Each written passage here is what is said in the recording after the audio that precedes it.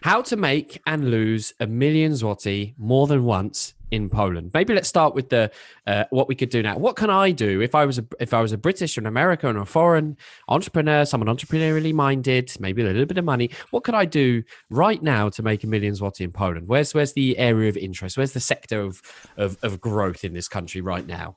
Well, I don't want to be pessimistic and gloomy, but the internet has changed things enormously, and that when I was doing this in the 1990s, information was much harder to come by and markets were less competitive. So, and the first thing you do is find something you can buy for one and sell for two or three.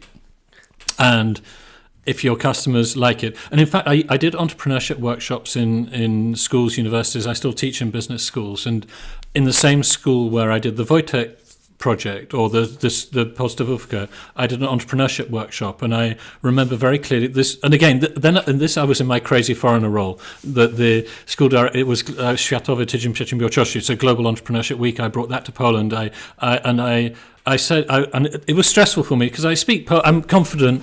But giving a talk in a foreign language at 8 a.m. in the morning is to 250 school kids is challenging, and when three of them are your children who are standing at the back feeling incredibly embarrassed, thinking, what is my dad doing now? That was the most judgmental audience you can find. I said, okay, does anyone here know what a business is? And the little boy stuck his hand up in the third row, and he said it in Polish. He said, what's your name? Kuba. Okay, Kuba, so what's a business? And I'll translate what he said in Polish. He said, well, a business is somewhere where you have to make something, or you've got a service and you have to sell it for much, much, much more than it costs to make.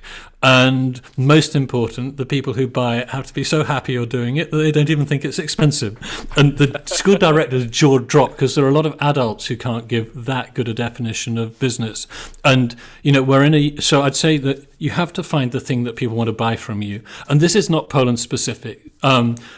In those days, bringing foreign products into Poland, which weren't available here, I was bringing barcode scanners, the things that you see in shops to scan barcodes, and you're finding something that wasn't widely available in a growing market. But the trouble is now that you can go on to Allegro, you can go on to, which is the equivalent of Amazon, you can go to Amazon.pl, AliExpress, and look for things. But everyone else can do that too. So simply buying, 10,000 hair clips or pens with a goofy logo, and hoping you can sell them on Amazon or Allegro at a profit, I think is a little bit optimistic. So you have to find something that A, you can sell, and B, that other people aren't doing. So possibly what you might do, if you can find someone making a good product who doesn't know how to sell it, and get together with them, because as an importer, that's what you're doing. You're finding someone who knows how to make something who doesn't know how to sell it locally. So, it could be that you have some nice little ceramic workshop down the road, and the people who run that ceramic workshop are great at making beautiful pots or pans or whatever, but they're terrible at selling them. And then you could do a deal with them you can take care of the sales and marketing. If you know about content creation, do the sort of Paddy Nay stuff, make a YouTube channel, Instagram. I don't want to downgrade what you're doing, but if you work at it hard for years and years and years, and make your Pinterest channel, these days it would be SoundCloud, to sort of somehow find a way of aggregating the audience, and what your channel on social media has to address the interests and problems of the target customers. So if you want to market, if you've got a podcast, don't market to podcasters, market to the people who listen to podcasts about that thing, for example. So, but this is general business advice. This isn't Poland specific advice. Obviously, you might have tours to visit the sites of the Warsaw Ghetto as tourist specific stuff for Poland. But then you look at it personally. What have you got that other people haven't got? If you're a violinist, you might sort of, I can do something to do with, violin tours. Or if you're if you're from Venezuela, you could sort of organize the Venezuelan community.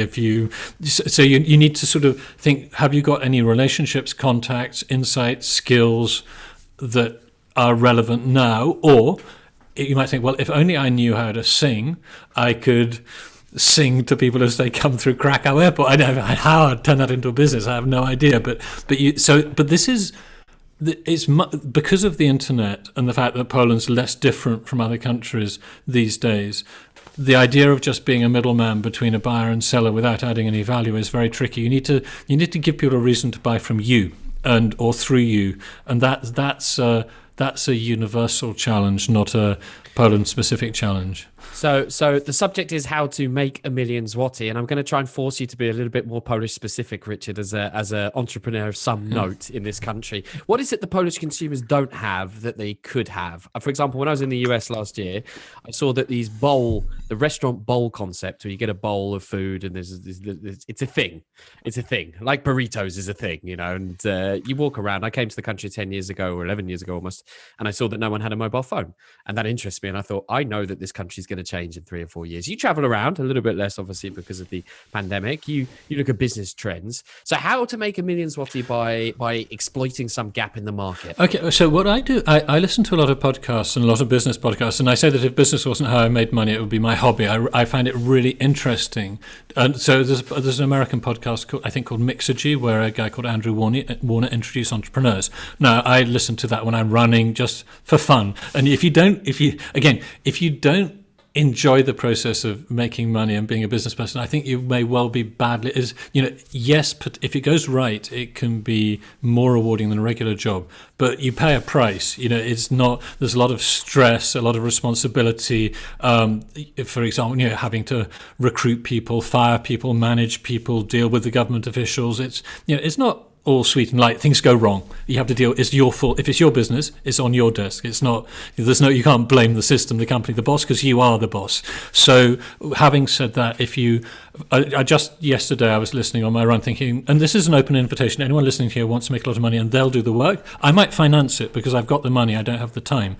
There was an American who, what nationality? Mixed nationality, French, I think Indo-Chinese, French, Vietnamese, making a business in the UK of aggregating people who need their car being serviced. It's called something like Fix It. It wasn't Fix It, but a name a bit like, so fixyourcar.com. And they take care of taking your car in for service and bringing it back to you. So the pain that's being removed is taking your car into service. Now, this would work in Poland. It would work almost anywhere. At the moment, and it's a £3 million a year business in the UK, and it only started 3 years ago. So that's quite good from the get-go.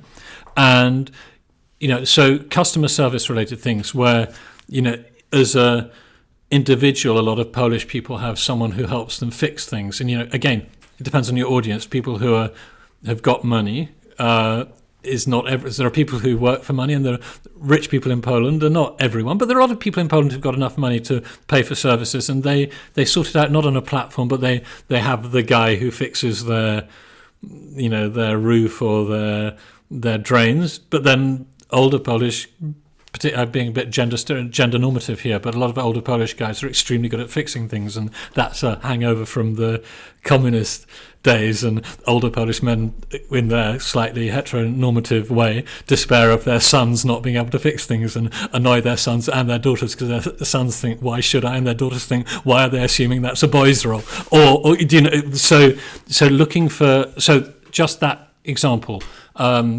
I don't think that level of customer service wasn't available 5 years ago in Britain. It's certainly, I never heard of it in Poland now. The Polish car fixing market is presumably worth a few hundred million zloty at least. So, if you start that now, those Brits might buy you in a few years' time, or you might get ahead of them and go faster and quicker, because when Polish people get going, they go very fast. And I want to talk about the hard-working Polish culture as well. So basically what I'm saying, listen to podcasts, see what people are doing in other areas of the world. Think, what would be the Polish version of this? So basically you're using other people's businesses as a sort of discovery process, because it's one thing to have the idea, it's another thing that someone somewhere is actually making a successful business out of this. And you have to be very careful not to be taken in by what I call the startup community BS, which is that it's quite easy, much easier than many people realize, to raise $1 million or $2 zloty on a bad business idea. And when you've got the money, if many of our listeners may be aware of the story of the prodigal son from the Bible, who got all the money, he got his inheritance early and blew it. And while he had his money, he was the popular kid at the party, and everyone wanted to hang out. And once the money ran out, he was sleeping in a pigsty. And very often the the startupper, as it's called in Polish. Never heard the word startupper in English, but in Polish English, startupper is a word. So the startupper gets the money from the investors and swans around in a fancy office, prints fancy business cards, has a beautiful website until the money runs out, and suddenly he's like the bad smell at the party, or she's the bad smell at the party. So what I'm saying is that look for what's working elsewhere, bring it to Poland. Is there a better version of this? The other thing is, don't think that your market is Poland. We've got well-educated people, quite deep, liquid capital markets compared to some countries. So you can be based in Poland and selling internationally. And there are funds like Piotr Wilam, the founder of Onet, who runs a fund called Innovation Nest. And they invest serious amounts of money in companies with global ambitions, Polish software as a service companies with global ambitions. And they, just because there are 38 million people in Poland doesn't mean that's big enough to mean you can do okay, but it's hard to become a huge company on the Polish market alone. And I don't think. Good point. But the question was how to make and lose 1 million zloty. Yeah, okay, but I gave an example. I gave an example. So you could start the car repair. I mean, the thing is that. If I knew how to do it, I would just have been. I wouldn't have time for this podcast, this interview. The thing is that you have every idea has to be verified by the market. So you can have an idea and so you can see something that's missing. You can go to a company like landingly.pl and put a screenshot of what you think you're going to sell in Poland and say, wkrótce wchodzimy do rynku, coming soon, sign up here, and spend like 500 zloty doing Instagram or Facebook or Snapchat adverts promoting your thing and see if anyone signs up. And it's way better if no one signs up, than for whatever it is you think there's a market for. But this is true in Vietnam as well as Poland. So, you have to talk to your friends. If you believe that I've got this sort of eco-friendly thermos my sister gave me, if someone said, na pewno będzie świetny rynek w Polsce, there'll be a great market in Poland, these blue tap they're called, maybe there is. Try to buy what you want to sell. Go to Allegro. Is there something like? It'll probably be on Allegro already. And the number of times startup entrepreneurs come to me and say, "I've got this great idea," and I just go to Google, and it turns out other people had this great idea. And and I say, do your homework. Check. Try to buy what you want to sell. So you have an idea. Try to buy that on Allegro and go to Google.pl and just see whether it's for sale. Check out the competition. If having checked out the competition isn't necessarily a bad thing. It proves that someone else is in that market. Find out if those other people are making money, because a key thing that people often forget is just because someone's doing it doesn't mean they're succeeding. And so go and take the owner out for a drink, or go and talk to an employee, say, how's business, and say, tragedia, it's a disaster. And that was a good thing to ask. Much better to spend an extra week asking questions before you blow your life savings on something. You just end up with an attic full of. There are still things in my attic in the UK, my mother's attic in the UK, that I failed to sell in the 1970s. It's like an attic full of unsold stuff is the sort of is the graveyard of every entrepreneur. So and the point is, it's difficult. Should I call you Patrick or Paddy on this for the sake of Patrick? Paddy's fine.